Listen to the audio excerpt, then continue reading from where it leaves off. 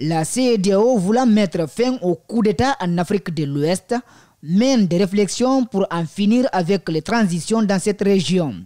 C'est dans cette optique que le président bissau-guinéen, président en exercice de la CEDEAO, propose la mise en place d'une force anti-putsch. Certains hommes politiques guinéens qualifient cette initiative de salutaire. C'est le cas du président de l'UDRG. Bon, je pense que c'est une idée qu'il faudra creuser pour la rendre opérationnelle. Et la CEDEAO doit travailler à mettre en place le mécanisme dont a parlé le président Oumbalo et peut-être même aller au-delà. Contrairement à Baouri, cet autre politique n'est pas du tout convaincu de cette initiative. Il préfère des textes de loi qui peuvent mettre fin à la pratique. En matière de politique internationale, il y a ce qu'on appelle l'ingérence dans les affaires internes. Moi, je pense qu'il nous faut créer des institutions fortes, créer des lois contre des militaires putschistes, prendre des dispositions contre des présidents aussi qui peuvent confisquer le pouvoir. Le président du FNDT, entendait Front National pour la défense de la transition, ne conçoit pas cette idée.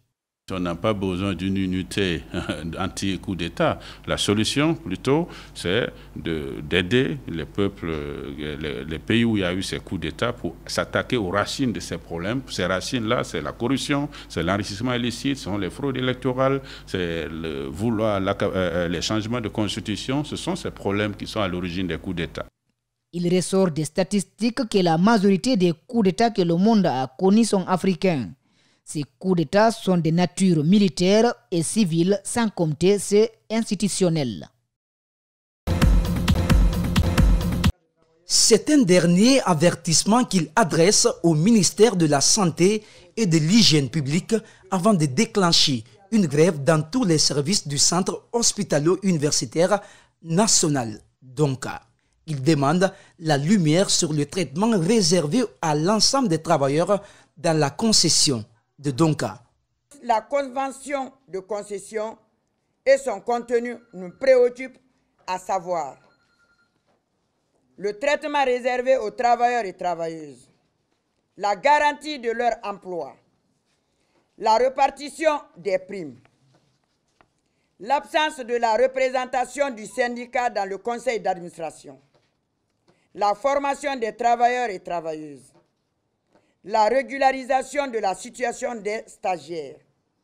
Dans le statut de la concession, l'État guinéen doit verser une somme de 28 580 000 US pour 5 années de gestion de Donka aux concessionnaires canadiens. Les travailleurs de la santé, soyez fiers de vous. Vous avez géré ces épidémies dans les salles de classe. Vous avez géré ces épidémies partout. Vous avez opéré dans des conditions vraiment pas possibles.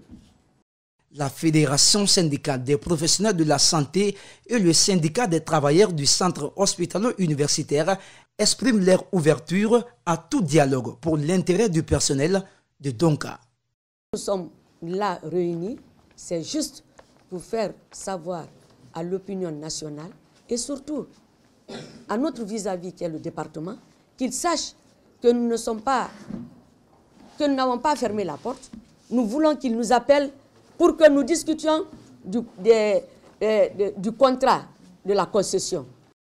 Toutefois, si rien n'est fait, ces structures envisagent de déclencher une grève dans tous les services de ce centre hospitalo-universitaire avant le transfert des 4 services pour l'ouverture du dit hôpital.